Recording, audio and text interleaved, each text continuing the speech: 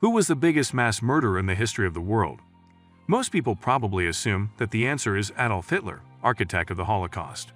Others might guess Soviet dictator Joseph Stalin, who may indeed have managed to kill even more innocent people than Hitler did, many of them as part of a terror famine that likely took more lives than the Holocaust. But both Hitler and Stalin were outdone by Mao Zedong. From 1958 to 1962, his Great Leap Forward policy led to the deaths of up to 45 million people. 10. Yakubu Gowon, 1.1 million deaths. It starts as many sad stories do with precious beautiful oil. It had been found in the Niger Delta where tensions were already high between the eastern region, led by Ojukwu, and the rest of the country, governed by Yakubu. A dummy agreement was signed between them called the Abiri Accord, but it meant nothing to either leader. Yakubu started to put pressure on the region and tested how much sway he had in the area versus Ojukwu. Well, Ojukwu, being no slouch, declared secession from the rest of Nigeria and became the Republic of Biafra. This began a war that caused the deaths of 100,000 soldiers and, much worse, a blockade on the region which starved 1 million civilians. 9. Mengistu Haile Mariam, 400,000 to 1.5 million deaths. Mengistu Haile Mariam is, as in still alive, a politician who presided over Ethiopia from 1974 to 1991. The way he got into power was by smothering the previous president Haile Selassie, although he has denied those rumors. His biggest claim to fame is the Ethiopian Red Terror, which was a campaign of repression led by the Derg, communist militia in Ethiopia. It was an auspicious beginning, to say the least. Thousands were killed and found dead on the streets in the years that followed.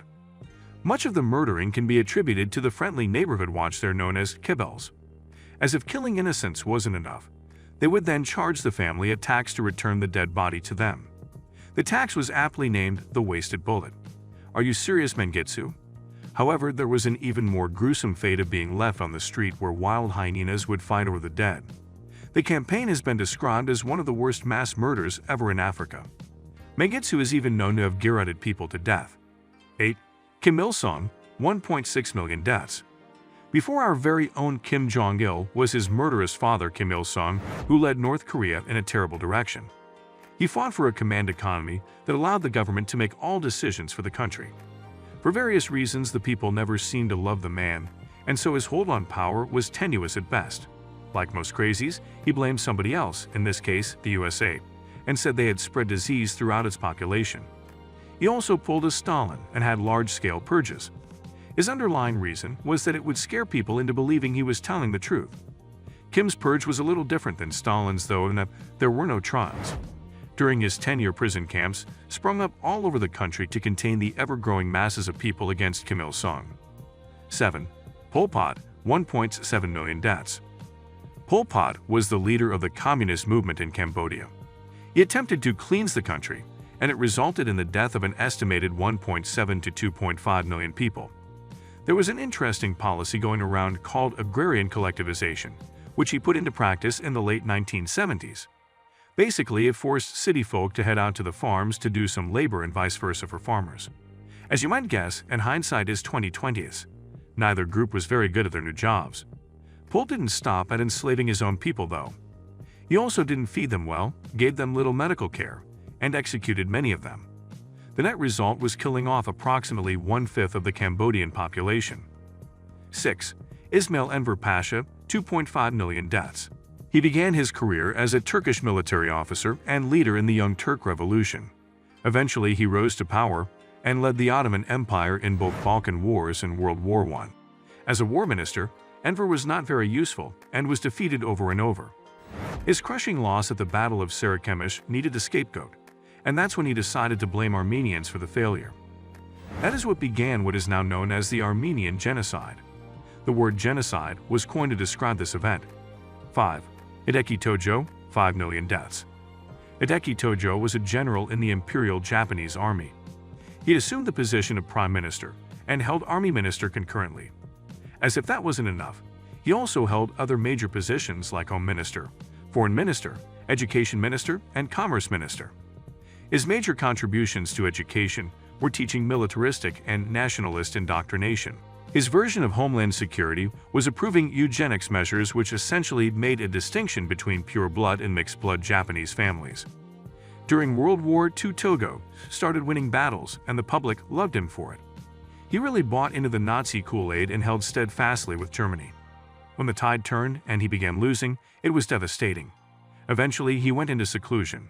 He was tried for war crimes and found guilty of waging wars of aggression, wars in violation of international law, and waging unprovoked war against many countries, not to mention ordering, authorizing, and permitting inhumane treatment of prisoners of war. 4. Leopold II of Belgium, 2 to 15 million deaths. Leopold II was the king of the Belgians and believed in colonialism. He thought acquiring colonies overseas was essential to a great country and was always scheming. The problem was Belgium really didn't care, and so Leopold went into business for himself. He started a company that seemed like it was doing good, called the International African Society.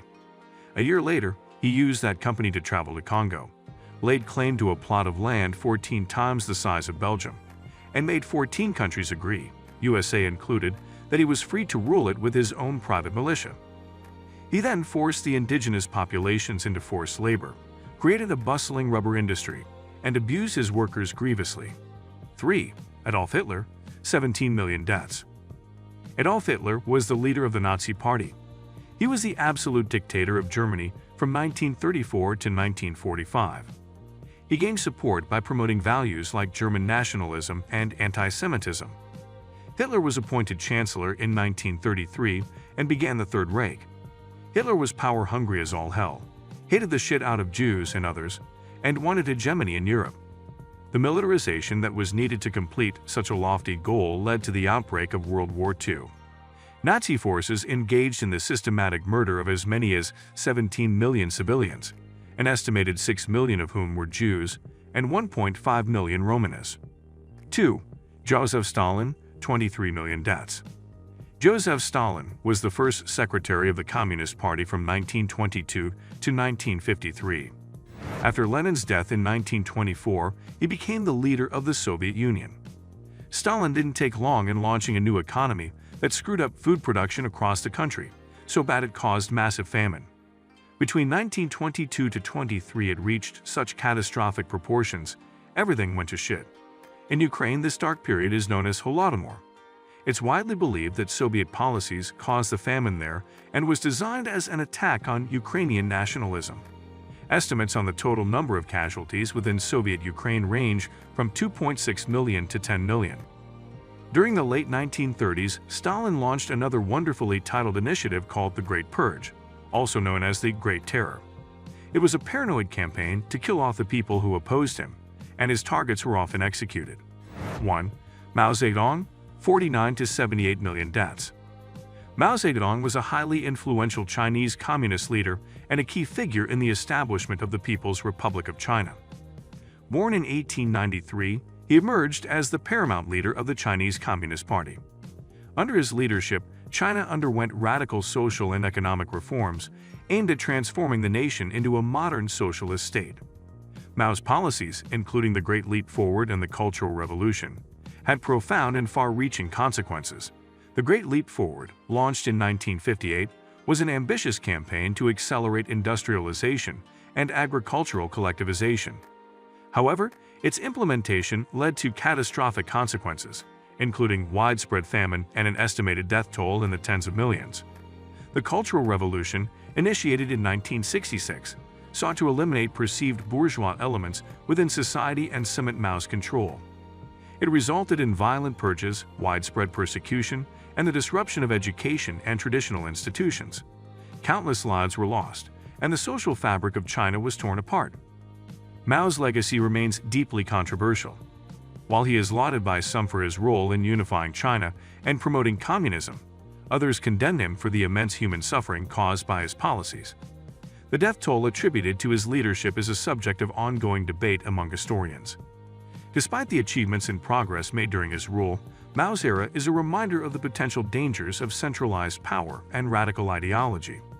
The legacy of Mao Zedong continues to be a complex and divisive topic in China and worldwide, with lessons to be learned from the consequences of authoritarian rule and the importance of safeguarding human rights.